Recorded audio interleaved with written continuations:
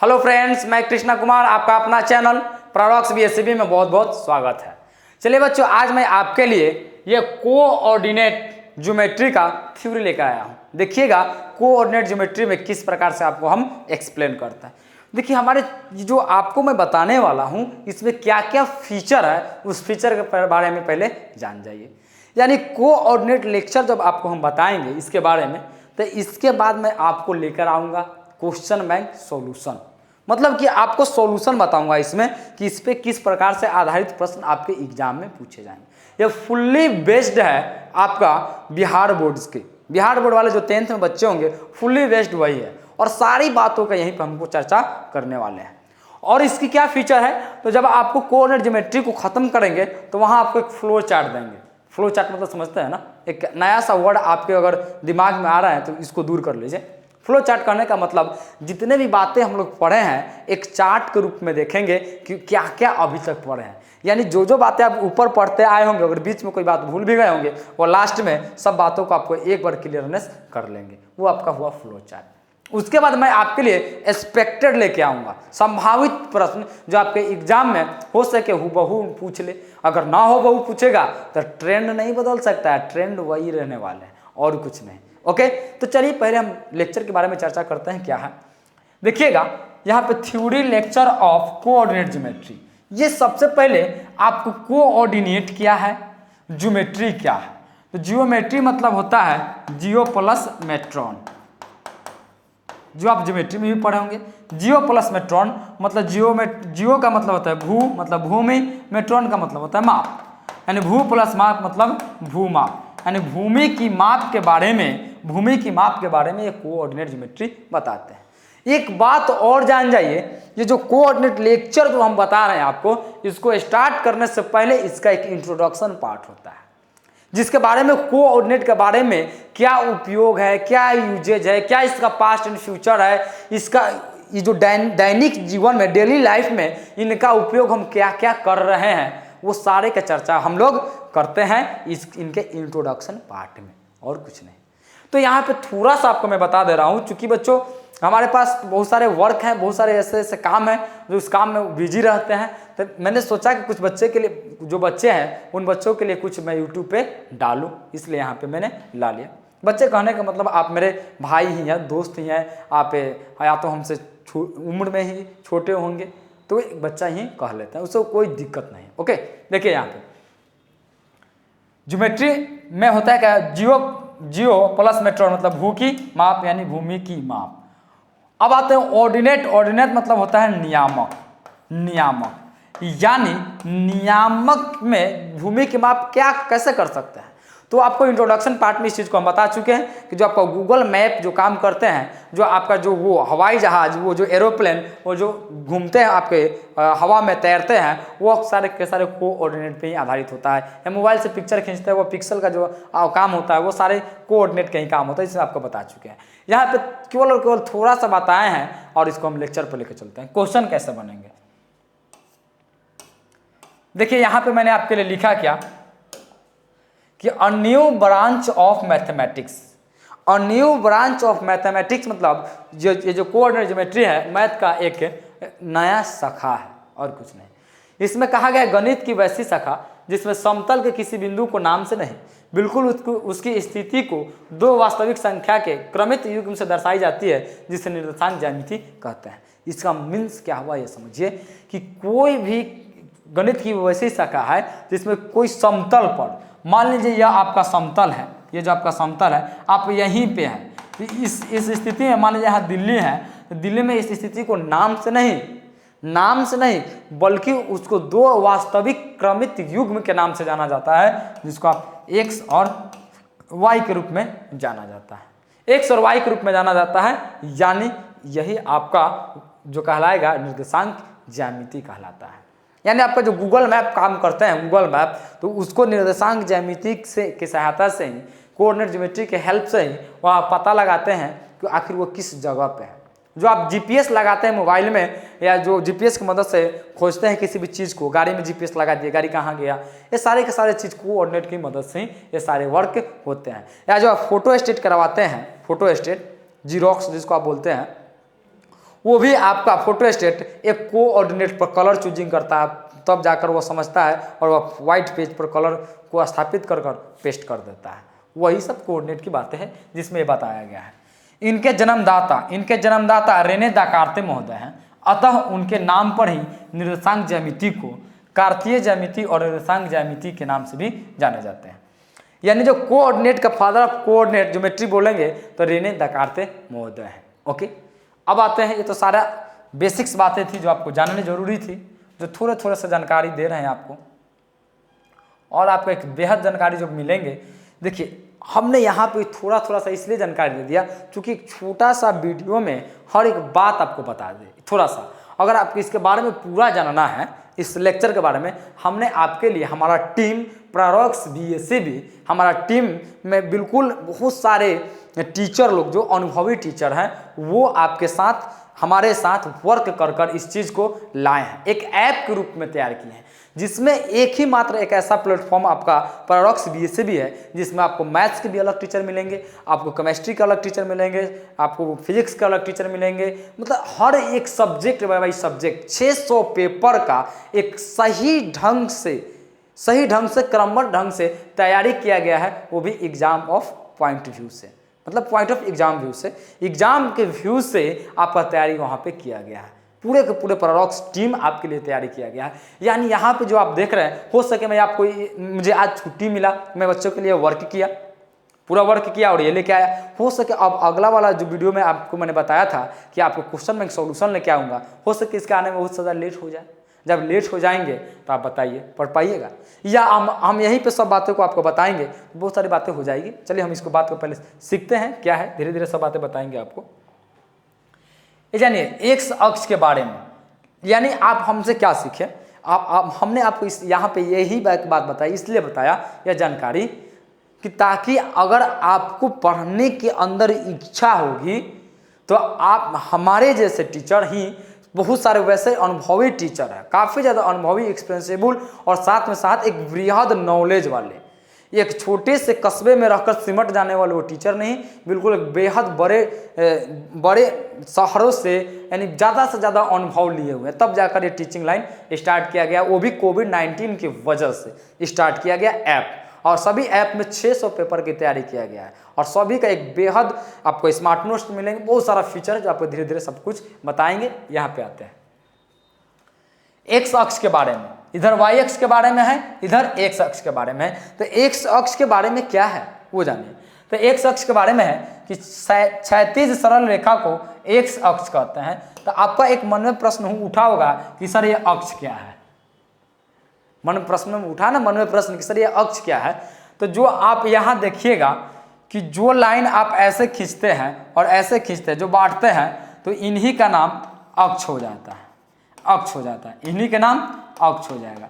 अब इसमें आप एक्स अक्ष जोड़िए, इसमें वाई अक्ष जोड़िए, ये तो बाद की बातें हैं। यानी कि दो समतल भागों में जो रेखा बांटने के काम करती है उन्हीं को अक्ष बोला जाता है, एक्सिस बोले जाते हैं। ओके, अब आते हैं, बारी आ गई किसकी, तो एक्स अक्ष के बारे में। तो एक्स अक्ष किसे कहते हैं, तो लेटी हुई रेखा को, यानी कि जो लेटा हुआ रेखा रहेगा वो हमेशा एक्स एक्सिस होगा।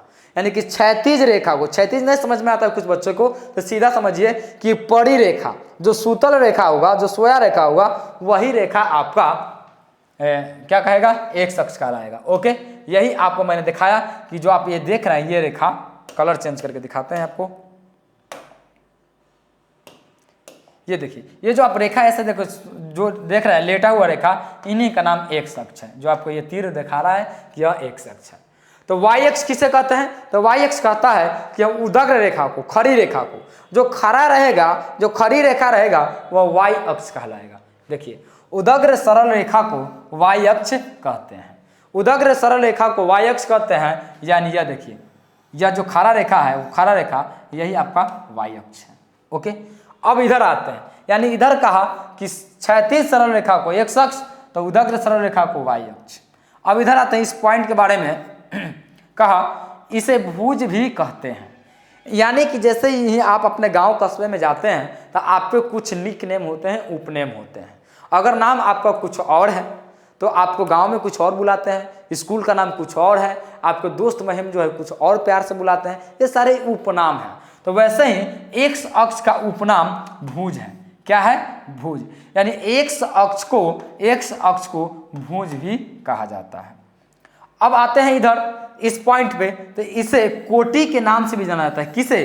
तो वाई अक्ष को कोटि के भी नाम से जाना जाता है। उपनाम है, वाई अक्ष का उपनाम क्या है? कोटि। क्या होगा? कोटि। ओके, अब इसकी चर्चा करेंगे इसकी। तो वाई अक्ष से दूरी को भुज निर्देशांक कहते हैं। यानी वाई अक्ष से दूरी को भुज या निर्देशांक बोलेंगे। क्यों बोलेंगे ये जान जाइए। ये जो आप देख रहे हैं, ये जो आप यहाँ पे देख रहे हैं कि वाई अक्ष से दूरी, यानी हमसे दूरी बनाइएगा, हमसे आपकी दूरी। तो हमसे यहाँ से आप बढ़िएगा उस तरफ, यानी दूरी बढ़ रहा है, तो इस दूरी को क्या बोलेंगे? यही कहा। देखिए क्या कहा? वाई अक्ष से दूरी। तो वाई अक्ष से दूरी बना रहे हैं, यह आपका वाई है, ये जो खड़ी रेखा से दूरी बना रहे हैं, आप ऐसे दूरी बना रहे हैं, ऐसे ही ना बनाइएगा, ऐसे करके।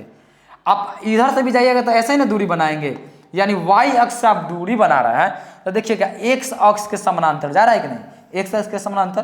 तो वाई अक्ष के दूरी को भुज बोलिए या आप एक्स अक्ष बोलिए, बात एक ही है। ओके, वाई अक्ष के दूरी को एक्स अक्ष बोलते हैं या भुज बोलते हैं, बात एक ही है। वैसे ही इसमें भी कहा कि एक्स अक्ष से दूरी को क्या बोलेंगे? तो ये लीजिए, हम एक्स अक्ष से दूर भाग रहे हैं, तो दूर भाग रहे हैं तो बिल्कुल वाई की तरफ भाग रहे हैं, ऊपर की ओर भाग रहे हैं, उदग्र भाग रहे हैं। तो उदग्र रेखा को क्या बोला जाता है? तो उदग्र रेखा को बोला जाता है क्या? कोटि, या आप बोल सकते हैं वाई निर्देशांक या वाई नियामक बोलते हैं। ओके, ये बात समझ गए।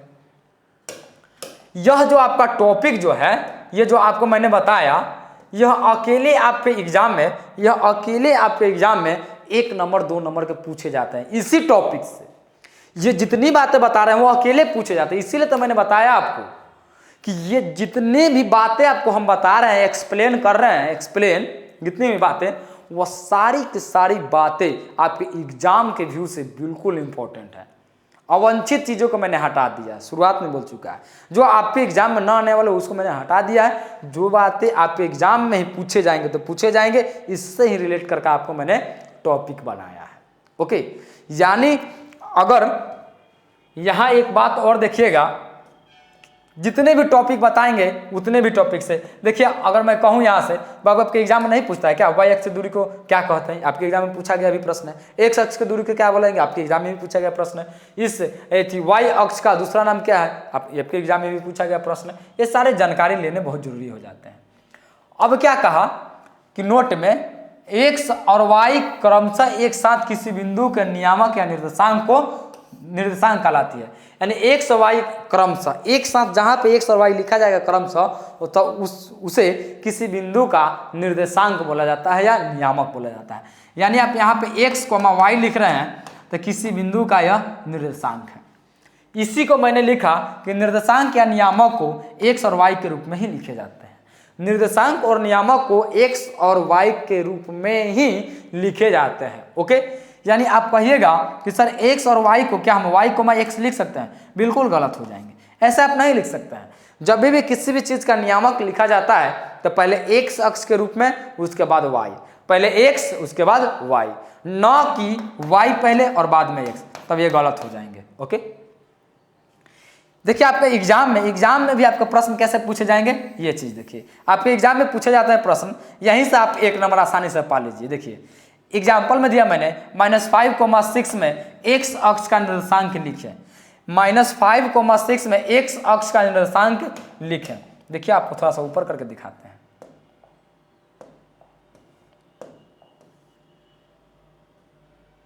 ये देखिए -5,6 है ना, इसको एक्स अक्ष के निर्देशांक लिखना है। तो अभी आपको मैंने ज्ञान एक दिया आपको कि बाबू जब भी निर्देशांक लिखाया क्या कैसे, तो एक्स और वाई के रूप में। तो आपका -5,6 है ना, यानी कि सबसे पहले एक्स लिखाया है तो यह भी तो सबसे पहले एक्स है ना होगा, यानी इस तरफ वाला हो गया ना। तो एक्स अक्ष का क्या नियामक हो जाएगा? -5।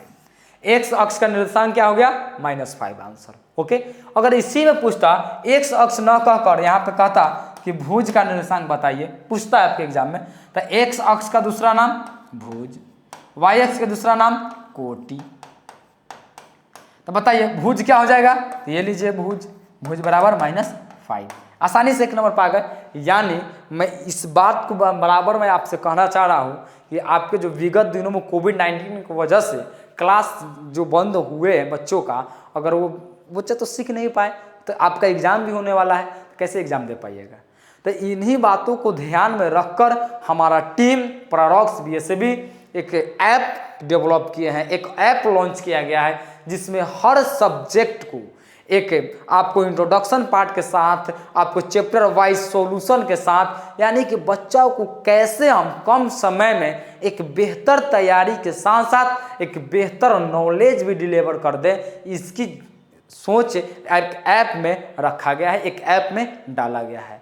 यानी आप अगर पढ़ने की इच्छुक रख रहे हैं, इच्छा रख रहे हैं, आप उस ऐप को हमारे इस वीडियो में डिस्क्रिप्शन लिंक में है, उस लिंक को में जाइए और डाउनलोड कीजिए ऐप को डाउनलोड कर हर फीचर देखिए। वहाँ पे आपको हर टीचर का एक फ्री वीडियो भी मिलेंगे, फ्री डेमो वीडियो मिलेंगे आपको।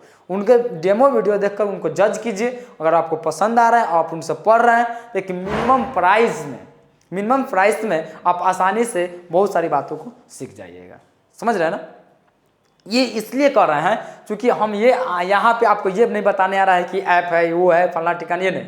मैं आपको इसलिए बता रहा हूँ ताकि आपको कम से कम में एक बेहतर से बेहतर जानकारी मिल जाए। मात्र आपको अगर आप बोलिएगा सर फी लगा कर ऐप खरीदे, ये वो फलना ठिकाना, दिमाग में सोचिएगा। जहाँ तक मेरा सोचना है कि आपका उतना पॉकेट से पैसा गिर जाता होगा, आपके उतना पॉकेट से पैसा कहीं पे गिर जाता होगा, आपके पॉकेट से वो मोबाइल के रिचार्ज हो जाते हैं, किसी पे अपने दोस्त पे खर्च कर देते हैं, किसी को दान में दे देते हैं। अगर उसी पैसा को उपयोग कर मात्र एक बार उपयोग करके खरीद लीजिएगा, वो चीज़ परचेज कर लीजिएगा, इनरोल कर लीजिएगा, तो आप इससे बहुत सारी जानकारी अर्न कर सकते हैं। जो आप यूट्यूब पे खोजते हैं, यूट्यूब पे खोज रहे हैं, मान लीजिए हम ही पढ़ा रहे हैं, लीजिए ऐड आ गया, लीजिए डांस आ गया, लीजिए कोई कॉमेडी आ गया, कोई स्टेटस वाला बात आ गया, तो ये सारा दिमाग भटकाने वाला हो जाता है, जो माइंड चेंज करता है। एक इन्वायरमेंट जो आप तैयार किए थे पढ़ने का, वो इन्वायरमेंट खराब हो जाते हैं और वो ऐड से आप उस पर भटक जाते हैं और आप तुरंत जाइएगा, सर्च कीजिएगा ये गाना कैसा है, ये गाना देख लेते हैं, ये मूवियाँ देख लेते हैं, ये सारी बातें होने लगता है कि नहीं। तो ये सब बेकार की बातें हैं और कुछ नहीं। यानी हम इतना ही बात जब आपको बताएं तो आपको यहाँ से कितना नंबर मिल गया, 1 नंबर। सोचिए पूरा का पूरा आपका मैथ्स पूरा इसी पे रिलेटेड है, पूरे एग्जाम के व्यू से, और ज्ञान भी आपके उतना ही दिए जाएंगे। ओके, चलिए बातें तो बहुत हो जाएगी, आते हैं यहाँ पे ओरिजिन पॉइंट के बारे में। ओरिजिन पॉइंट क्या है, मूल बिंदु।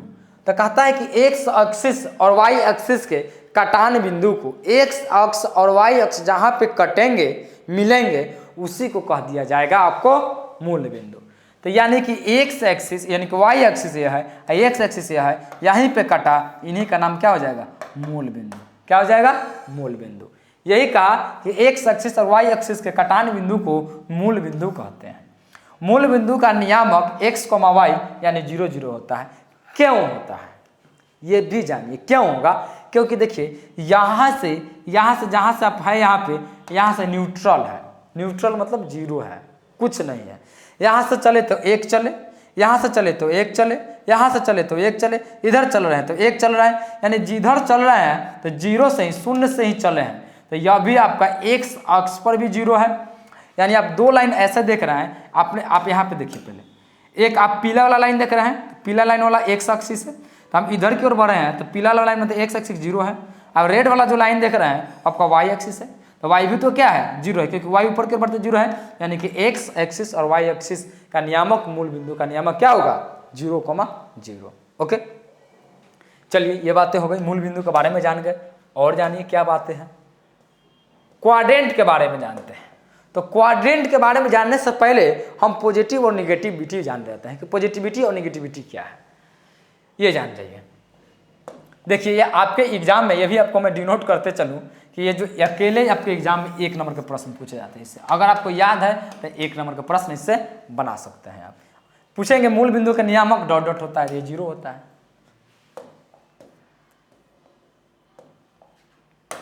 चलिए अब क्या आता है कि x अक्ष और y अक्ष तल को 4 खंडों में बांटते हैं, जिसका प्रत्येक खंड भाग, पाद या चतुर्थांश कहलाता है। यानी एक्स अक्ष और वाई अक्ष एक समतल को 4 भागों में बांटता है। मान लीजिए एक समतल है, ये एक्स अक्ष और वाई अक्ष, ये देख रहे हैं 4 भागों में बांटा। फर्स्ट है, ये आपका सेकंड है, ये आपका थर्ड है, ये आपका फोर्थ है। ये 4 भागों में बांट दिया। जब ये आपको 4 भागों में बांट रहे हैं, यानी देख रहे हैं कि 1 भाग 2 भाग 3 भाग और 4 भाग, तब प्रत्येक भाग चतुर्थांश कहलाएंगे या आपको भाग कहलाएंगे या आपको चरण कहलाएंगे। 1 चरण, 2 चरण, 3 चरण, 4 चरण, चरण भी कहते हैं सब कुछ। ओके, अब आते हैं पॉजिटिविटी और निगेटिविटी की बात। तो हम दायां हाथ जो होता है पैसा गिनने के काम आता है। तो बिल्कुल ऐसा दैनिक जीवन से रिलेट हो जाइए कि जीवन में कभी भूलिए नहीं। और आपको यही नहीं, कंपटीशन में भी काम आने वाले हैं। जब आप सीजीएल का तैयारी कीजिएगा, एसएससी का तैयारी कीजिएगा, प्रिपरेशन कीजिएगा, तो वहां भी कोऑर्डिनेट से प्रश्न पूछे जाते हैं। ये सारे के सारे उपयोग होने वाले हैं। ठीक है, तो ये मन सोचिए कि केवल 10th पढ़कर काम समाप्त होने वाले नहीं। 10th पढ़कर तक केवल आप एग्जाम पास कीजिएगा और आने वाला जो आपका है, चाहे आप इंजीनियरिंग के क्षेत्र में जाइए या आप कंपटीशन के क्षेत्र में जाइए, ये सारी बातों का उपयोग होने वाला है। तो बेस मजबूत है तो देश मजबूत, तो बेस मजबूत कीजिए। यहाँ पे तो पॉजिटिविटी और नेगेटिविटी की बात आते हैं, तो दायां हाथ पैसा गिनता है, तो हम यहाँ ऐसे खड़ा हो जाएंगे, ये मेरा दायां हाथ है, ये पॉजिटिव होगा। ओके, ये मेरा बायां हाथ है, ये बायां हाथ, ये निगेटिविटी का काम करता है। निगेटिविटी मतलब कर्ज लेने का काम करता है। आपका जो बायां हाथ होता है वह कर्ज लेने का काम करता है, यानी माइनस होता है। ओके, निगेटिव होता है। आप ऊपर की ओर बढ़ना चाहते, अगर दिन में अगर आपको पापा 500 रुपया दे रहे होंगे पॉकेट मनी, तो आप उम्मीद करते हो कि अगले बार हमको 600 मिले, 700 मिले। ये ऐसे इंक्रीजिंग की ओर सोचते हैं। या आप बचपन में कहने का मतलब है कि आप जब 4th क्लास में होंगे, तो मान लीजिए कि आप 4.5 फीट के होंगे या 3 फीट के होंगे, तो आप जैसे जैसे आपकी उम्र बढ़ा वैसे वैसे आपका हाइट भी बढ़ने लगा, यानी इंक्रीज कर रहा है, इंक्रीजिंग की ओर। या आप जॉब कीजिएगा, तो जॉब में देखिएगा 500 की सैलरी मिल रही है, आप सोचिएगा कि 500 से हमें 600 हो जाए, 600 से 1000 हो जाए, 1000 से 5000, 5000 से 5 लाख, ऐसे इंक्रीजिंग की ओर बढ़ते हैं। यानी कि या ऊपर की ओर बढ़ेंगे, यहाँ से ऊपर की ओर बढ़ेंगे, या पॉजिटिविटी होता है, यानी पॉजिटिव होगा। और जैसे ही आप एक जगह पे है, 500 रुपया कमा रहे हैं, एक दिन का दैनिक मजदूरी 500 है, और जैसे ही आप 500 से नीचे आइएगा, 300 मिलने लगा, 400 मिलने लगा, यानी कि घट रहे हैं, यानी माइनस में आ गए, डिक्रीजिंग में आ गए। यानी दायां हाथ पॉजिटिव, बायां हाथ नेगेटिव, ऊपर बढ़ेंगे तो पॉजिटिव, नीचे जाएंगे तो नेगेटिव, वही बात है। अब चतुर्थांश लिखना है, तो ये जो आपका प्रथम भाग होगा, ये आपका फर्स्ट पार्ट हुआ, ये प्रथम पाद हुआ। तो चतुर्थांश जब भी आप लिखिएगा, वह तो आप x, y के रूप में ही लिखिएगा। आप x, किसके रूप में लिखिएगा? x, y के रूप में लिखिएगा। यानी x, y के रूप में लिखिएगा, तो आप बताइए, तो आप x आपका क्या है? पॉजिटिव है, लिखिएगा पॉजिटिव। y आपका क्या है? पॉजिटिव। यानी प्रथम पाद दोनों पॉजिटिव होते हैं, प्लस प्लस। द्वितीय पाद में क्या होगा? तो द्वितीय पाद में आप x और y के रूप में नियामक लिखिएगा। तो चिन्ह का नियामक कैसे लिखेगा? तो पहले x है, तो देखिए यहाँ पे x है, तो माइनस, ये आपका y है प्लस में, y है प्लस में, ये लीजिए आपका y प्लस में, यानी माइनस प्लस। तृतीय पाद में आप x और y के रूप में ही लिखिएगा। तो ये लीजिए x और y के रूप में लिखिएगा, तो y भी निगेटिव है, निगेटिव, x भी निगेटिव है, निगेटिव, यानी तृतीय पाद आपका निगेटिव होता है। चतुर्थ पाद में आ गए, तो यहाँ पे बाबू, यहाँ पे गलती, थोड़ा सा मिस्टेक है, ये चीज़ नहीं होगा, ये माइनस और माइनस होगा। इसीलिए तो मैंने आपको बता रहा हूँ कि अगर कहीं भी गलत भी लिखे होंगे तो आप सही कर सकते हैं। चतुर्थ पाद में आइएगा, तो चतुर्थ पाद में कहता है कि बाबू आप x और y के रूप में ही लिखिएगा ना। तो x होगा प्लस में, तो y होगा क्या? y आपका ये y क्या है? माइनस में, ये लीजिए माइनस में, यानी प्लस माइनस क्या हो जाएगा?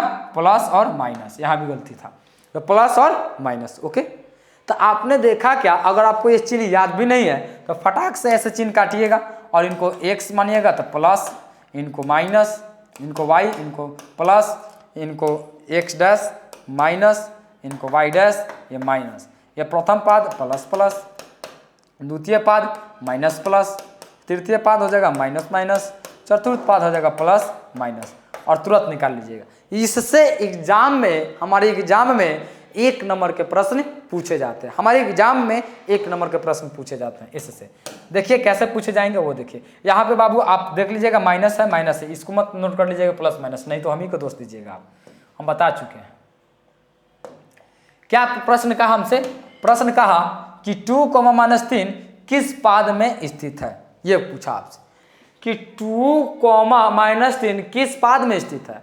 आप ही देखिए 2 माइनस 3 है ना, तुरंत चिन्ह काटिए, ये x है प्लस होगा, ये y है ऊपर में तब प्लस होगा, ये x डैश है तो ये प्लस होगा, माइनस होगा ना, यानी ये माइनस होगा, ये आपका y डैश है तो ये माइनस होगा। आपको क्या लिखा हुआ है, प्लस और माइनस, प्लस और माइनस, ये प्लस है ये माइनस है, प्लस माइनस का चिन्ह, तो ये तो प्लस प्लस है फिक्सिंग है, ये आपका माइनस है और ये आपका प्लस है, ये आपका माइनस को माइनस है, चूंकि x और y के रूप में लिख रहे हैं सब, तो x और y के रूप में लिखेंगे तो यहाँ हो जाएगा x है प्लस और y है माइनस।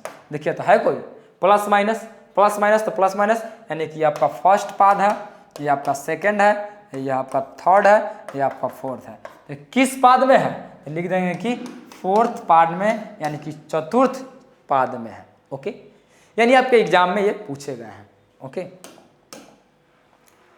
अब देखिए दूरी सूत्र के बारे में आपको मैं बताऊंगा 2 बातें।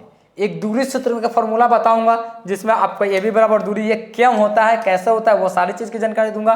पहले हम जानते हैं मूल बिंदु से किसी बिंदु x, y की दूरी ज्ञात करना। मूल बिंदु से हम लोग मूल बिंदु से किसी बिंदु x, y की दूरी ज्ञात करना, यानी मेरा कहने का मतलब है कि आप मूल बिंदु का जब फॉर्मूला रट के रखे हुए हैं कि x² प्लस y², ये x² प्लस y² क्यों x² प्लस y², क्यों, इसकी जानकारी आपको होनी चाहिए। यही नहीं कि रट लिए तब तो आगे बोले सर, बोले सर किताब में देले था तो हम यही याद कर लिए, बिल्कुल नहीं, ऐसा मत। अगर कोई कहे कि मैं भी किताब में दिखाऊंगा x² माइनस y² तो उसका भी सही हो जाएगा क्या, ये होंगे कि ये होंगे, कंफ्यूजन नहीं होना चाहिए, बिल्कुल बातों को समझिए यहाँ पे प्रूफ के साथ में। क्या करना है, कुछ नहीं करना है, आप फिगर कीजिए, यही होगा ना, यही आपका मूल बिंदु है ना, यही लीजिए आपको कलर चेंज करके दिखाते हैं, यही आपका मूल बिंदु है ना, जिसका नियामक 0,0 होगा। मान लेते हैं इनका नियामक O है, इनका नामकरण O कर लिए। कोई बिंदु यहाँ पे P है, समझ गए ना, कोई बिंदु यहाँ पे क्या है, P है, तो और यहाँ से आप मान लीजिए कि यहाँ पे यहाँ से यहाँ तक की दूरी x है, ठीक है, और ये जो आप लंबवत खींचे हैं, ये लंबवत यहाँ से यहाँ तक की दूरी इनका, यहाँ से यहाँ तक की दूरी जो है इनका y है।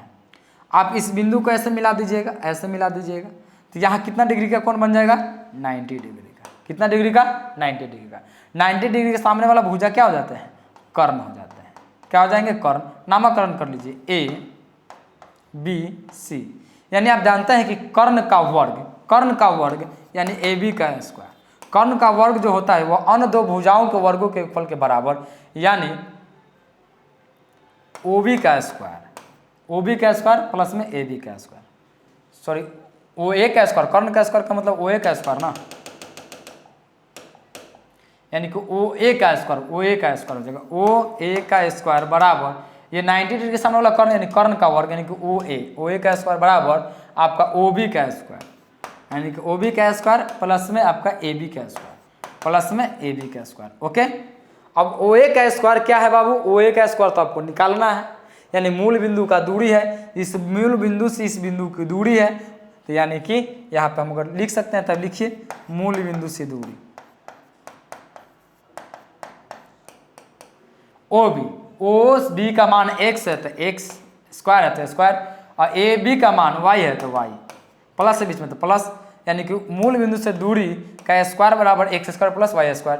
अब स्क्वायर इधर से हटेगा तो इधर क्या चढ़ जाएगा, तो इधर चढ़ जाएंगे आपको √x² प्लस y²। ये स्क्वायर इसलिए लिखे हैं चूंकि ये OA का स्क्वायर था, यहाँ पे OA हो जाएगा तो रूट इधर चढ़ गया, यानी √x² प्लस y²। इसी तरीका से तो यहाँ पे प्रूव किया गया है, यही बात है।